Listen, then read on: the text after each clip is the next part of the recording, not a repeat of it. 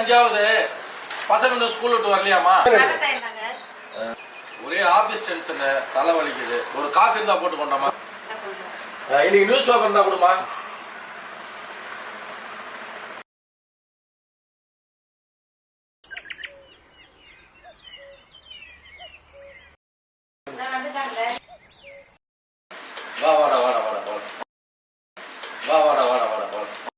அப்பா ஸ்கூல்ல ஸ்காலர்ஷிப் தராங்க.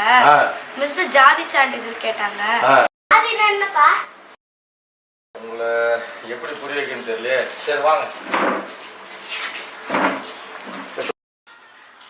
தம்பி இது என்ன மரம்பா? வாழை மரம்பா. கவி அது என்ன மரமா? வேப்ப மரம்பா.